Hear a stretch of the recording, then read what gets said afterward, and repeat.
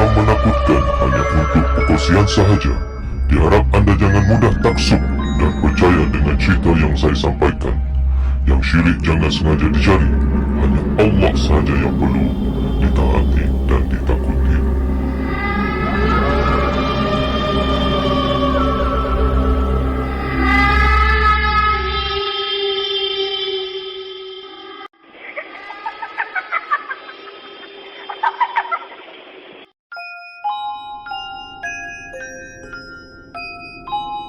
Kisah ni sebenarnya berlaku masa tu aku dalam perjalanan ke Melaka.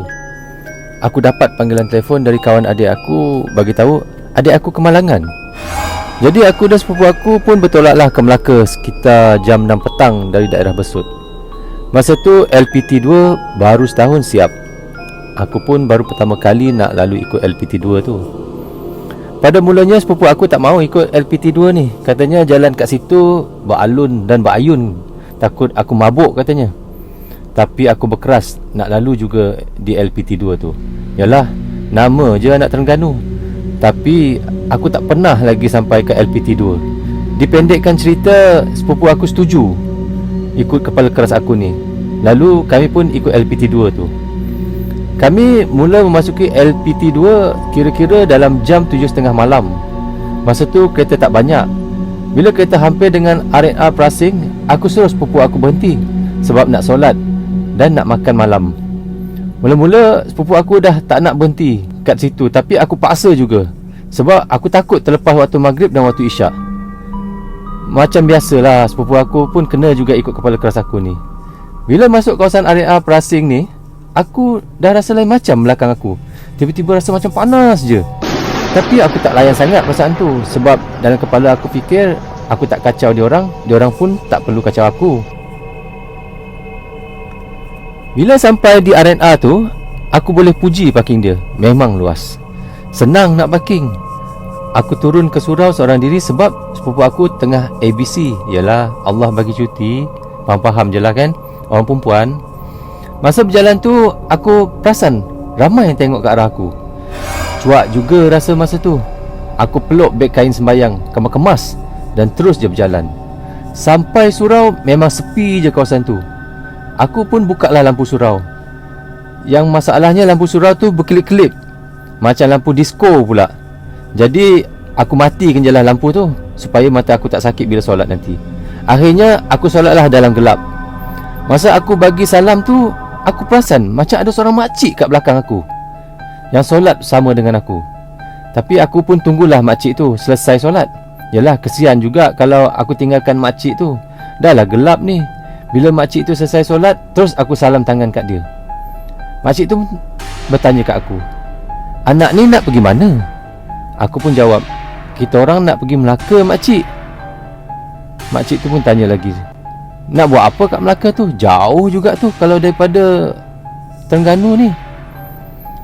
Masa ni makcik ni nak bangun. Aku tolong pegang tangan dia, takut dia jatuh. Masa aku pegang tangan dia, aku rasa sejuk je tangan makcik tu. Tapi aku tak kisahlah, mungkin keadaan cuaca yang dah malam dan kawasan tu pun kawasan sejuk. Aku pun sambung balik percakapan aku dengan makcik tu.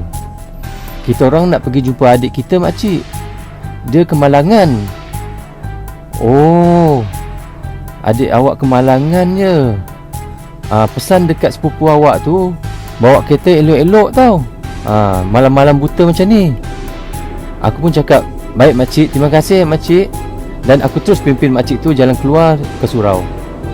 Sampai je di kawasan tempat makan, makcik tu pesan kat aku suruh sepupu aku keluar ikut laluan lain kalau nak jalan nanti. Dia pun kata tak elok sebenarnya anak dara jalan malam-malam macam ni, ikut LPT2 pula tu. Aku pun cakap dengan makcik tu, "Apa yang tak eloknya makcik? Dah tak ada jalan lain makcik, terpaksalah kita ikut jalan ni." "Yelah, tak elok malam-malam begini. Lagipun korang berdua tu perempuan," kata makcik tu lagi. "Terima kasih makcik sebab ingatkan kami," kata aku pula pada makcik tu. Sampai je tempat makan, aku ajak makcik tu makan sekali. Tapi dia tak nak. Dia kata anak dia tengah tunggu. Aku pula tiba-tiba je rasa lapar. Dan selesai je aku lepas makan tu dengan sepupu aku, kami terus pergi tempat parking. Masuk je kereta, aku tengok sepupu aku ni pelik semacam je. Muka pucat je dia. Aku pun tanya sepupu aku tu, "Weh, kau ni kenapa?" Tanya aku. Lepas tu sepupu aku tanya balik, "Kau tadi sembang dengan siapa? Siap tepuk tampar lagi aku tengok." "Oh, dengan makcik tu lah," kata aku. Lepas tu sepupu aku terus diam je dan tak cakap apa-apa. Aku pula terlupa terus akan pesan makcik tu suruh kami lalu ikut jalan lain. Rupanya ada sesuatu yang menunggu kami di tengah jalan. Kami meneruskan perjalanan kami ke Melaka. Akhirnya kami sampai di kawasan berhutan yang di kiri kanannya penuh dengan hutan je. Kereta masih ada lah 2-3 buah yang lalu. Yang peliknya, setiap kereta di belakang kami akan beri lampu tinggi sebelum motong laju.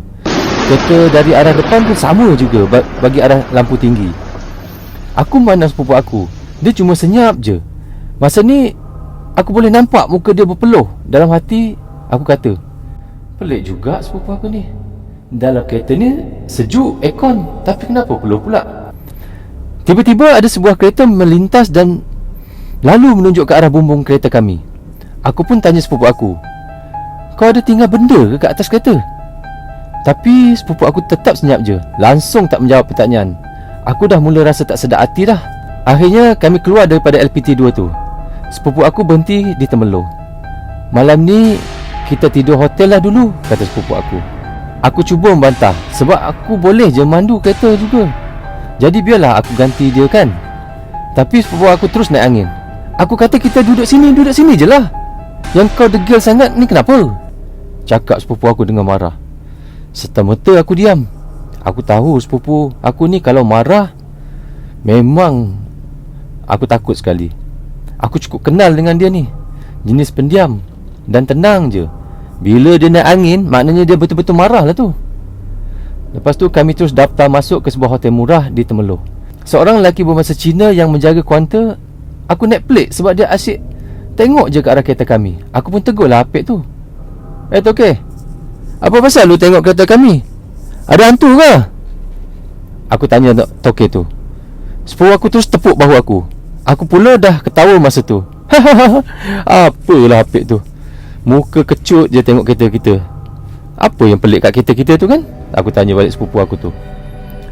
"Hayya moy, wah memang nampak ada hantu atas kereta lu orang. Lu datang ikut jalan mana tadi?" tanya apik tu. Aku punya terkejut masa tu. Padahal aku gurau je kot. Aku terus tengok muka sepupu aku sambil cakap perlahan-lahan, "Weh, kau tahu ke pasal ni?" tanya aku. Sepupu aku mengangguk. Terus aku rasa seram. Aku tengok apik itu pun pucat muka dia. Selesai daftar masuk, kami terus ke bilik kami. Aku dah tak tunggu lagi. Aku terus tarik tangan sepupu aku dan paksa dia cerita apa yang terjadi sebenarnya. Dia pun terus buka mulut. Menurut sepupu aku, semuanya mula dengan dia nampak aku cakap seorang diri dekat arena tadi. Masa dia tengok aku tu, dia nampak ada perempuan tua berdiri kat tempat aku bercakap seorang diri tu. Lepas tu masa dalam kereta sebenarnya dia dah rasa kereta macam berat sangat, macam bawa lebih muatan pula. Sampailah masa sebuah kereta tu tunjuk ke bumbung kereta, dia dah syak ada yang tak beres. Akhirnya dia buat keputusan untuk ajak aku tidur hotel je malam ni. Lepas tu dia geram sebab mulut aku cabul pula masa cakap dengan apik tu. Dia risau kalau apa-apa jadi. Tu pasal dia tepuk bahu aku. Aku yang mendengar cerita sepupu aku rasa berderau kat darah. Masa itulah aku tiba-tiba teringat pasal makcik tu. Korang rasalah kan, agak-agaknya lah makcik tu niat nak tolong aku ke ataupun dia cuma nak main-mainkan aku malam tu. Entah-entah dia yang duduk atas kereta aku tu. Tak pun masa dia pesan kat aku, dia dah nampak ada benda dah duduk kat atas kereta. Apapun semenjak kejadian tu, aku masih lagi guna kemudahan lebuh raya tersebut. Cuma memang aku elak lah lalu LPT2 di malam hari. Kalau terpaksa lalu juga, aku tak akan singgah dekat area perasing tu. Aku tahu dekat situ pasti ada benda yang menakutkan.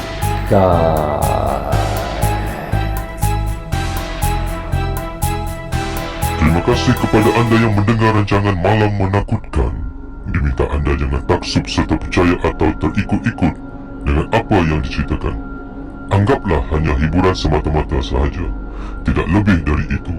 Bagi anda yang suka dengan apa yang saya ceritakan di Malam Menakutkan, anda boleh kongsikan di laman sosial anda dan jangan lupa untuk subscribe, komen atau like di channel Brozu.